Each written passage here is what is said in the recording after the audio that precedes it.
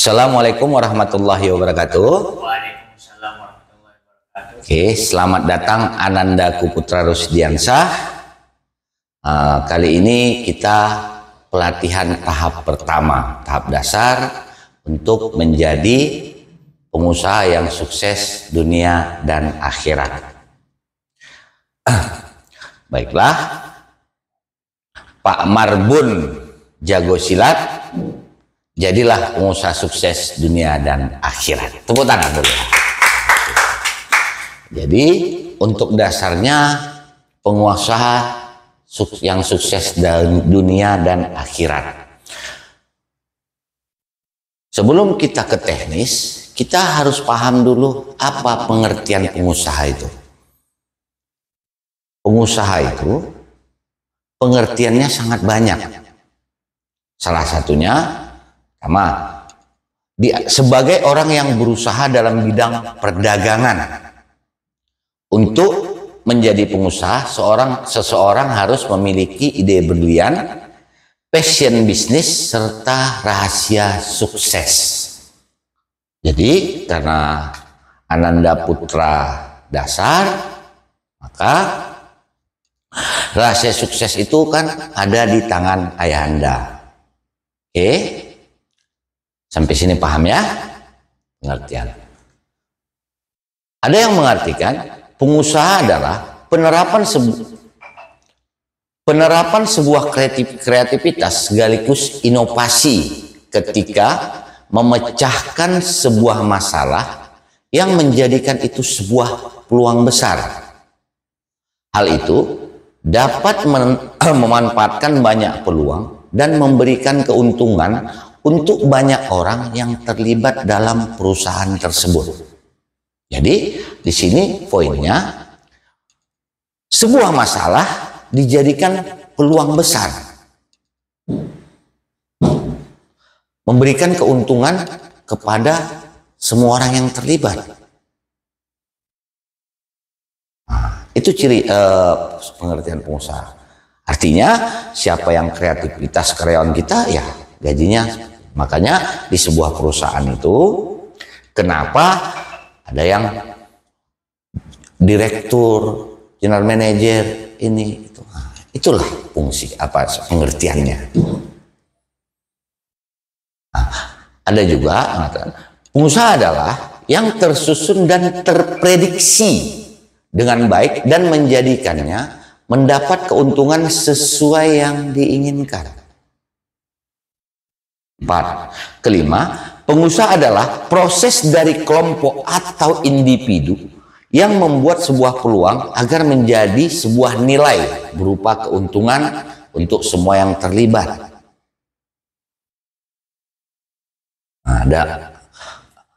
Ada mengatakan juga pengusaha adalah orang yang mendirikan sebuah perusahaan dengan cara inovatif, karena hal ini akan memberikan banyak keuntungan bagi banyak orang pula, tentunya bagi orang yang menjalankan perusahaannya. Jadi pengusaha ini banyak diartikan oleh ahli pengusaha, orang-orang terkenal. Seperti inilah gambarannya. Jadi poinnya, pertama, masalah dijadikan peluang. Kedua, memberikan keuntungan pribadi dan untuk keuntungan kelompok. Ketiga, itu ciri khas sebenarnya. Dia tersusun, seorang pengusaha ini terprediksi.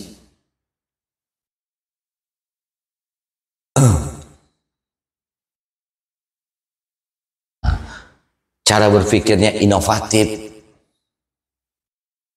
Itu intinya. Pengertian kita udah paham tuh. Jadi kita membidangi sebuah usaha, kita harus paham dulu. Ini apa sih? Contoh, Ananda sekolah di Gontor. Ini, mau kemana sih? Apa sih santri ini, apa sih? Itu dulu. Jadi dasar dulu kita paham. Nah, kedua, kalau kita mau jadi pengusaha, kita harus memiliki ciri-ciri, ada 3 ciri-ciri. Pertama, memiliki produk atau jasa untuk dijadikan sebagai usaha. Kedua, mendapatkan keuntungan dari usaha tersebut. Ketiga, memiliki pengetahuan dalam berbisnis atau berniaga. Makanya 3 ini dulu ciri-ciri apa, Ananda, untuk menjadi sebuah pengusaha.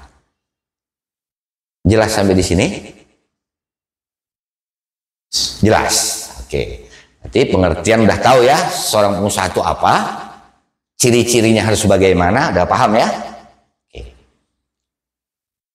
Nah, jenis-jenis pengusaha terbagi 4. Pengusaha besar, online, influencer, investor. Jadi pengusaha besar ini ya misalnya tahap nasional, itulah seperti pendiri Alfamart, kan seperti itu, Sinar Mas Group, 10 orang terkaya dengan Khairul Tanjung. Nah, itu pengusaha besar untuk lingkungan. Jadi pengusaha besar ini kan terbagi lagi nih, dia pengusaha besar nasional kah, provinsi kah, kota madya kah, kabupaten kah, kelurahan kah. Nah, jadi kita contohkan Abang Putrajaya, dia terhitung pengusaha besar di tingkat kota madya Batam, yang bergerak di bidang supplier sandal dan sepatu kategorinya. Contoh. Jadi pengusaha online yang bergerak di bidang online, karena zaman digital sudah berkembang pesat ini. Nah, jadi online ini mencakup luas, dia tidak ada kategori besar kecil. Karena sistem di online itu pengusaha besar ini banyak bahkan sudah membuka online tapi mempekerjakan orang. Karena dia sudah punya produk yang besar, modal yang besar, seperti itu. Influencer ini dia lebih kepada jasa, menjualkan. Dia tidak punya produk. Endorsement, ini paham kan? Investor. Nah, jadi investor ini sih sudah yang level tertinggi. Nah, dia sudah bermain bursa saham. Dia tidak, investornya artinya tidak terlibat lagi dengan urusan masalah usaha tersebut. Dia invest gitu. Gua invest, keuntungannya berapa tahun ini? Seperti itu. Inilah 4 jenis pengusaha. Jadi karena kita menggerak di bidang sandal, ya kita terfokus kepada pengusaha besar tingkat kota madya di bidang sandal dan sepatu. Sebagai pengusaha kita harus tahu dulu apa manfaatnya. Manfaat pertama, mendapatkan keuntungan, itu manfaat jelas. Yang kedua, melatih kepemimpinan dari dalam diri. Ketiga, membantu orang lain untuk mendapatkan pekerjaan. Keempat, memiliki relasi atau kenalan yang luas. Kelima, melatih skill multitasking. Keenam, melatih diri untuk manajemen waktu. Ketujuh, memperluas pengetahuan atau wawasan. Mendapat ilmu-ilmu baru. Kesembilan, bisa belajar menyesuaikan diri dengan orang lain. Kesepuluh, mewariskan usaha kepada keluarga. Jadi sampai di sini inilah manfaat yang bisa kita dapatkan ketika kita jadi pengusaha. Mendapat keuntungan. Toh, tentu gaji kita di atas rata-rata karyawan. Manfaatnya kan banyak. Kalau dijabarkan luas, kita bisa berbagi dengan fakir miskin, kita bisa berbuat baik yang sifatnya positif. Bahkan, cuman ada yang negatif. Mendapat keuntungan, dia happy, dia beli bukan sesuai kebutuhan untuk gaya. Ya, saya juga pernah terjebak di situ.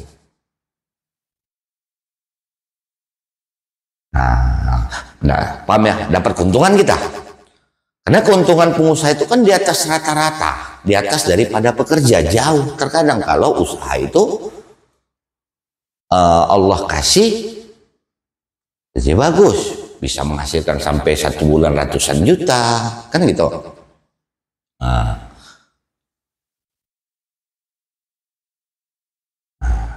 Jadi di sini kita manfaatnya dapat. Abang mau nulis, nanti ya kasih aja PDF-nya. Ini PowerPoint-nya. Kalau nanya di tengahnya ya sudah Enggak, boleh. Oke. Itu tadi yang Di poin mana? dapat keuntungan. Oke. Dapat keuntungan buat ya dapat keuntungan untuk berbagi bersama ini. Tapi kalau mendapat keuntungan buat pribadi, gimana cara menjelaskannya ya? Oke. Ayam rokok dulu ya. Jadi kembali, kita tetap harus menikmati apa yang kita usahakan. Cuma sifatnya positif. Contoh, kan begitu. Sudah di level ayah misalnya, sudah di level misalnya kita sudah menghasilkan keuntungan 200 juta 1 bulan. Kan begitu. Kita sisihkan, harus ada pengembangan usaha itu atau untuk invest 50%, 100 juta. Ada 100 juta. Kan gitu. Biaya makan, biaya ini, biaya transportasi, biaya healing, boleh. Cuman kan begitu. Itu ketika kita sudah menjadi besar. Kalau untuk merintis nanti ada penjelasannya. Kalau sudah jadi dia boleh nikmatin, tapi sifatnya positif. 100 juta kita bilang kewajiban kita zakat mal sekian persen, keluarin dulu hak Allah. Keluarin sudah lebih kan begitu. Oh ya, aku kepingin mobil Lamborghini. Oh, berarti ke Lamborghini kepingin aku dapat 100 juta ini per bulan.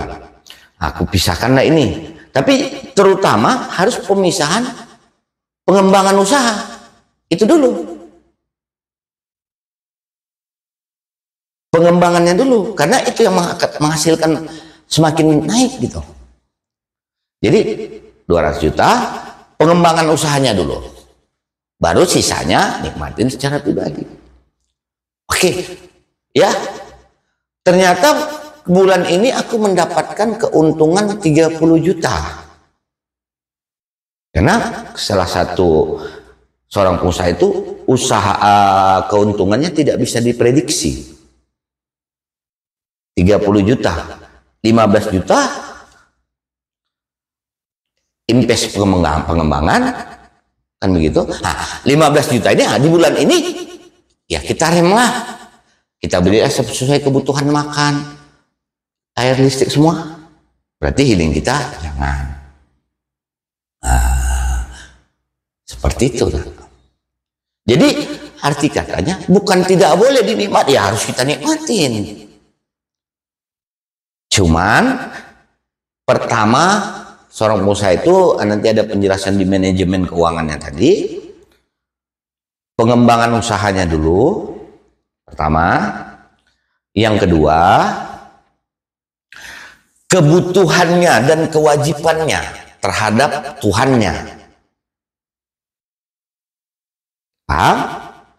Yang ketiga, sisihkan apa keinginannya. Yang keempat, barulah apa kebutuhannya.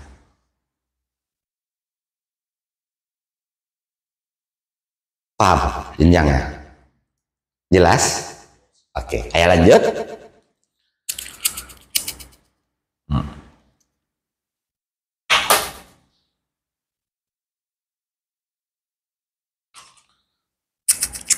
Melatih skill Ayah jelasin dulu kan, melatih kepemimpinan diri, abang nggak ada pertanyaan, nggak ada. Membantu orang lain untuk mendapatkan pekerjaan, oke.